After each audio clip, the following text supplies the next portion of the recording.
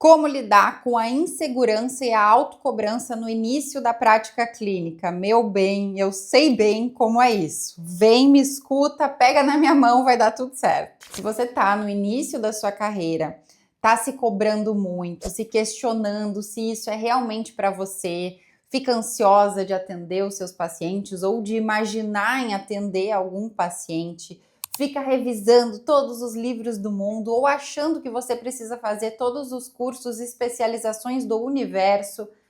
Ai, respira, calma, vamos conversar. Eu não estou suportando mais. No meu começo, gente, se vocês me vissem, eu era muito insegura, muito exigente. Quando eu ia para o atendimento com o paciente, parecia que eu estava me preparando para ir para a guerra. Tinha que ter 50 mil cartas na manga, exercícios para fazer. Eu pegava até muito responsabilidade, sabe, do processo terapêutico, do andamento do processo, para mim. Colocava isso tudo nas minhas costas, não dividia essa responsabilidade com o paciente, sendo que o processo é dos nossos pacientes.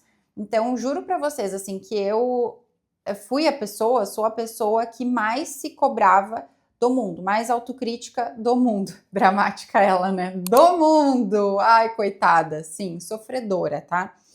Isso passou. Eu ainda me cobro, eu ainda fico insegura, eu ainda fico exigente, tá? Não passou no sentido de, meu Deus, eu não sinto mais essas coisas, não penso mais essas coisas. Não, claro, sou humana, então sinto, penso, sofro, mas assim, numa intensidade, frequência e duração muito diferentes do que era lá atrás. Eu me formei já tem 7 anos, então já tem algum tempo. Ai, deixa eu me apresentar, né? Demorei para fazer isso. Gente, eu sou a Bruna, sou psicóloga, tô no @psicofora-da-caixa em quase todas as redes, quase, daqui a pouco eu vou estar em todas. E ensino outras psicólogas, ajudo outras psicólogas, estudantes de psicologia a se posicionarem melhor nas redes sociais, com mais autenticidade, ética e se divertindo ao longo desse processo. Já que eu ensino vocês a se posicionarem, eu lido com muitas psicólogas aí falando de vergonha, de autocobrança, de autocrítica. Gente, então assim, ó, eu sei o quanto vocês sentem isso aí desse lado sobre o posicionamento digital, né, e também sobre a prática clínica. E uma coisa influencia na outra, né, porque a maneira como a gente se coloca na rede social vai impactar no quanto os pacientes vão sentir confiança para marcar com a gente e na nossa satisfação com a prática, né? Então, quão felizes a gente vai estar e realizadas a gente vai estar com a nossa prática clínica. E eu prego muito essa ideia de que a gente precisa ter uma prática clínica sustentável, ou seja, rentável, né? Lógico, sustentável falando de financeiro também, mas assim, emocionalmente sustentável, no sentido de a gente estar feliz, a gente estar se sentindo seguras, tranquilas na nossa prática clínica, para que a gente possa fazer isso, meu Deus, por muitos anos, né? Já que a gente ama isso, estudamos isso, enfim, né? E pode ser divertido, pode ser legal, tá, gente? Então, vamos lá. A insegurança, gente, ela nasce porque a gente sai da faculdade com muito conteúdo teórico e a gente tem todo o conteúdo teórico disponível pra gente no YouTube, em vídeos, em rede social, né? Então, às vezes, nem precisa nem pagar para ter um conteúdo. O conteúdo tá ali. Às vezes eu me pego assim, sabe? Meu Deus, tem tanto conteúdo, tanta aula gratuita no YouTube que eu poderia estar vendo, poderia estar fazendo. E, cara, isso gera uma sobrecarga na gente, assim, porque se a gente poderia estar fazendo algo o tempo todo, que difícil a gente escolher não fazer aquilo, porque a gente também precisa descansar. E eu tenho esse mantra, né, essa coisa dentro de mim que é assim, ó, eu não vou poder, eu não vou conseguir, não vai ser possível estudar todas as coisas que eu gostaria de estudar ao longo da minha vida, nem ler todos os livros que eu gostaria de ler, nem fazer todos os cursos que eu gostaria de fazer, ver todas as aulas gratuitas que eu gostaria de ver. Isso não cabe em uma vida viva, em uma vida onde a gente é psicóloga, mas também é todo o resto, porque ser psicóloga é só uma parte da nossa vida, uma parte da nossa identidade, mas não é o todo. E aí é um problema, um dos problemas, tá? Primeiro ponto, a gente sai com a teoria tá disponível, mas a gente no começo tem pouca prática, né, experiência em si, e isso nos deixa mais inseguras. E o outro ponto, esqueci o outro ponto. O outro ponto, acho que era isso que eu ia falar. O outro ponto é a gente colocar o nosso valor e a nossa identidade apenas nesse pilar de ser psicóloga e esquecer, de fato, de todo o resto. Gente, isso é um dos maiores erros que a gente comete, mas vamos por partes. Primeira coisa, quando a gente sai da graduação, então, muita teoria, pouca experiência. É natural, é esperado até que a gente se sinta insegura. Para mim, estranho é uma psicóloga iniciante aí, né, recém-formada, que não se sente insegura. Por quê? Porque essa insegurança, ela também vai nos gerar uma certa cautela. Essa insegurança, esse receio, vai às vezes nos ajudar a puxar o freio aí com calma, a fazer intervenções mais pensadas. Claro que em excesso, isso vai paralisar a gente. Então, essa primeira coisa que eu queria trazer, pensem na insegurança, tudo que passa dentro de vocês nesse momento, que pode ser doloroso, eu sei, dói, mas olhem para isso também como algo super saudável, coerente com a fase de vida em que vocês estão. De fato, é coerente. Então, olhem para isso e usem isso a favor da prática clínica de vocês. Se está paralisando demais, bom, o que vocês precisam para não ficar tão afogadas nisso? Porque talvez, se você está paralisada, é porque você está escutando a sua voz da autocrítica falando mais alto do que qualquer outra voz. E eu falo, né, que isso nos atrapalha muito, porque a nossa autocrítica não pode estar falando mais alto que os nossos pacientes. E às vezes a gente está tão fusionada, eu trabalho com terapia de aceitação e compromisso, né, então falando aí de fusão, ou seja, a gente está tão à mercê e sob controle da nossa autocrítica, né, dessa pior voz falando dentro da gente, que a gente não está sensível ao contexto e não ouve todo o resto, inclusive o que o nosso paciente está nos dizendo. E o nosso paciente é a melhor pessoa para nos dizer como está sendo o processo terapêutico dele, certo? Então, a primeira coisa é essa. Usa essa tua insegurança a teu favor e busca maneiras de manejar isso, para não ficar afogada nisso. Como que a gente faz esse manejo? Supervisão de caso, terapia. Lá nesses espaços, nesses contextos que a gente vai adquirir os recursos necessários para poder manejar esses aspectos dentro da gente, certo? Autocompaixão ajuda muito, eu falo que foi assim, gente, o ponto chave, tá? Para eu encontrar uma outra maneira de eu existir no mundo e inclusive de eu existir na profissão. Eu entrei na autocompaixão em 2019, eu escutei o conceito, fui ler os livros, e daí comecei a estudar, fiz todo o processo, entrei, nossa, me impactou muito, foi muito transformador para mim, a ponto de eu querer me tornar, então, uma instrutora do MSC, o programa Mindful Self-Compassion, que é o programa da Kristin Neff, do Chris Germer. Hoje eu sou uma instrutora, teacher trained desse programa, tá? E isso mudou a minha vida, transformou a minha vida a ponto de eu querer trabalhar com isso, por isso que eu uso muito autocompaixão também, processos, né, de mindfulness e autocompaixão na minha prática clínica, nos meus grupos de supervisão, porque se faz necessário, principalmente quando a gente está falando de relação com a gente, a insegurança, a autocrítica, etc e tal, nada mais é do que elementos ali, né, que impactam a relação que a gente estabelece com a gente. Certo, gente? Então, primeira coisa é isso. Busquem espaços onde vocês podem adquirir recursos e principalmente relações autocompassivas. Leiam sobre autocompaixão, mas mais do que ler, eu sei que às vezes a gente começa na leitura, tá? Mas não pode parar aí, porque a autocompaixão, ela é muito mais do que aquilo que a gente lê nos livros, tá? Ela é experiencial, por isso que tem que procurar grupos, lugares, pessoas que trabalhem de fato com a autocompaixão, tá? Mas assim, vivam a autocompaixão mesmo. Não adianta ler um livro, o livro é muito pouco perto de o quão transformador é de fato, sabe? Essas qualidades do mindfulness e da autocompaixão. Busquem esses espaços. E outra coisa que eu queria falar também para vocês sobre esses aspectos é que você, se tornando psicóloga, está adicionando uma característica na sua vida, assim, partezinhas do seu self aí, né, da sua identidade. Agora você também é psicóloga. Mas o que eu vejo de grande problema é que muitas vezes as pessoas, elas adicionam isso e elas se tornam isso, como se todo o resto não existisse. Eu brinco que parece que quando a gente se forma ali na graduação, a gente atravessa um portal em que a gente se tornou psicóloga e, meu Deus, a gente muda a roupa que a gente veste, o jeito que a gente fala, o jeito que a gente briga, entra em conflito. Gente, o jeito que a gente pensa, o jeito que a gente se relaciona, o jeito que a gente se porta, o jeito que a gente se maquia, sabe? Cara, a gente muda muitas coisas. Eu não tô falando isso de um jeito bom, a gente se molda. Mais do que mudar, é se moldar para caber dentro de um conceito do que significa ser psicólogo. E a gente sabe que isso vem com um peso social e um peso de coisas construídas ali no individual, né, de cada um. Então, eu quero que tu pare e pense aqui. Você adicionou ou está adicionando uma, né, partezinha à sua identidade.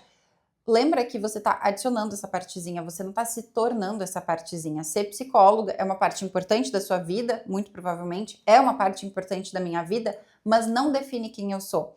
Se amanhã eu, por algum motivo, deixar de ser psicóloga, seja porque eu quero deixar uma escolha ou porque eu não tive escolhas, sei lá, psicóloga não existe mais, a psicologia não existe mais, quebrou tudo e tal. Gente, eu vou continuar sendo eu. Sabe? Vou continuar sendo, ponto. Sendo eu, né?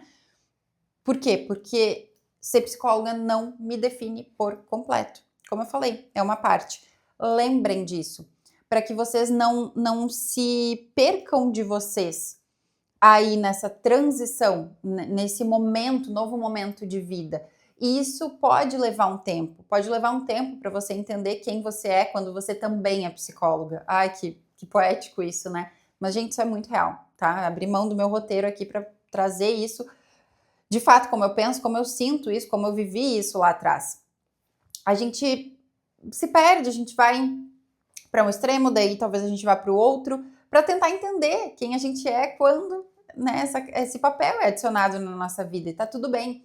Mas em todos os momentos que você se sentia e se perdeu muito e tal, também usa isso a seu favor, para você, a partir dessa tomada de consciência, desse reconhecimento, tô um pouco perdida, né, não sei muito bem quem eu sou aqui, cara, se conecta contigo, se conecta com quem você era antes de se tornar psi, se conecta com outros momentos da sua vida, com aquilo que é importante para você, para além de ser psi, tá? Em tudo, todas as outras áreas da sua vida, todos os outros papéis que você exerce.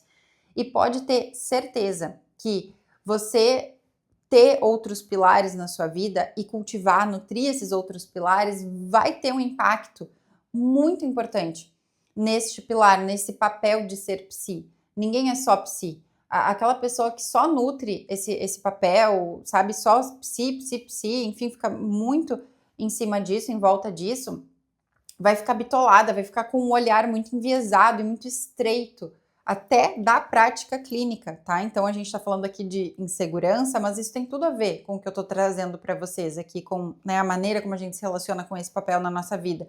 Porque exercer outros papéis vai abrir espaço para que a gente tenha mais repertório de vida.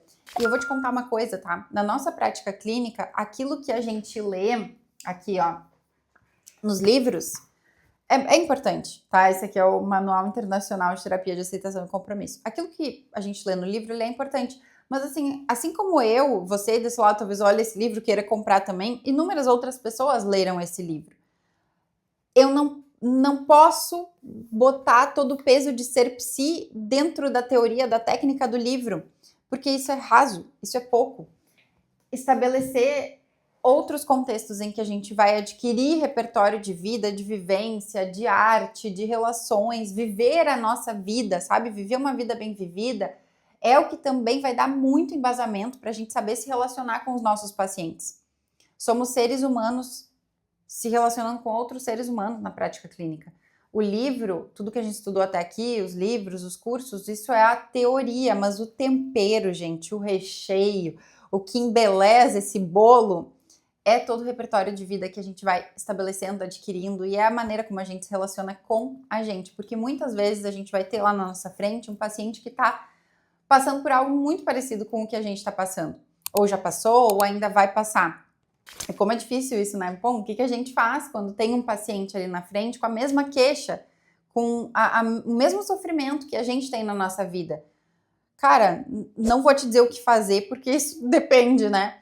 Mas, primeira coisa, terapia, supervisão, óbvio, mas para além disso, é isso, como tu recebe o teu sofrimento, vai dar um modelo de como tu vai ensinar o paciente a também receber o sofrimento dele. No fim das contas, é isso. A gente modela isso pro paciente. E isso requer uma abertura que, cara, vai muito além da teoria. A teoria técnica é importantíssimo, essencial, mas é pouco se a gente para nela. Então, olha para dentro. É isso que eu queria trazer para ti, sabe? Sobre insegurança, sobre autocobrança. Não tem outra maneira, não tem como eliminar isso da sua vida, até porque eliminando isso da sua vida, talvez a gente fosse eliminar coisas muito importantes também da sua vida. Se o único jeito de ser psicóloga é sentindo insegurança, autocobrança, e aí? Não dá, vai junto contigo, vamos caminhar, vamos diluindo aos poucos isso. Mas pegar isso, abrir espaço para que você possa sentir isso e usar isso com sensibilidade na sua prática clínica é o que vai fazer a diferença no seu ser psi, neste papel. E pode ter certeza que a segurança, a confiança, ela vem com o tempo, ela vem com a prática, ela melhora, como eu disse. A gente não vai só se sentir confiante, segura o tempo todo, tá? Cara, não espera isso. Mas com o tempo você vai desenvolvendo repertório, habilidades, a supervisão em grupo eu acho maravilhosa por conta disso, sabe? A gente adquire tanto repertório, tanto estilo terapêutico, a gente faz as pazes com o nosso estilo terapêutico, porque também a insegurança vem desse lugar de a gente achar que a gente está sendo psicóloga de um jeito errado, que porque a gente não tem tanta habilidade XY, coisas específicas assim, a gente não está sendo psicóloga da maneira que deveria ser. E não, a gente às vezes só tem um estilo terapêutico um pouco diferente, a gente precisa honrar isso, sabe? Então, ver diferentes estilos terapêuticos, isso é muito maravilhoso. A insegurança, a autocobrança, ela cresce muito quando a gente fica isolada e no silêncio, porque a gente acha também que só a gente se sente daquela maneira. E que já que a gente se sente daquela maneira, isso quer dizer que a gente é uma psicóloga insuficiente, incompetente, ruim mesmo, sabe? Então, em resumo do resumo do resumo, acho que eu já falei uma enxurrada de coisas aqui para vocês, porque eu fui me empolgando. Eu queria que tu pensasse nisso, assim, busque espaços, pessoas, lugares em que você vai poder ouvir um eu também. Eu também me sinto assim, eu também já me senti assim, ou eu também me sentiria assim no teu lugar. Gente, isso tranquiliza, sabe? Isso vai construindo aos poucos essa segurança na gente, que não é sobre só se sentir seguro e confiante a maior parte do tempo, né, o tempo todo, não é sobre isso, mas é sobre a gente, sim, ir adquirindo esse músculo aí da segurança para que dentro da gente a gente seja um espaço seguro para receber tudo que for, até a nossa insegurança. Isso é relação, sabe, com a gente. Papo doido, né, gente? Mas, cara, é isso, assim, é muito mais complexo, ao mesmo tempo é simples, porque é a gente abrindo peito, abrindo espaço, a gente fazendo as pazes com a nossa humanidade, até com a nossa insegurança, e isso vai ter um impacto na nossa segurança, porque a gente vai se sentir confiante de poder lidar com o que quer que seja. É isso, acho que no fim das contas, fazer as pazes com a nossa humanidade é o resumo, sabe? E a insegurança nos faz humanos também. Mas você precisa de ajuda para atravessar os momentos difíceis, porque eles vão existir. E principalmente no começo. Vão ter dias, fim de dia aí, que tu vai pensar, o que eu fiz hoje, né? Que essa intervenção, isso, aquilo, que os pacientes não vão me querer, vão desmarcar, e eu sou ruim, ai meu Deus. Gente, vão ter dias muito difíceis. Mas os dias difíceis, eles vão ficando cada vez menos frequentes, assim, sabe?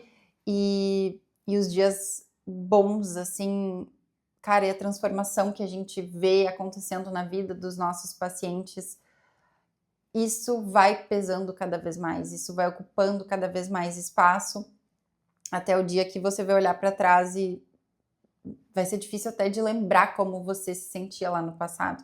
Tipo eu gravando esse vídeo aqui para vocês hoje.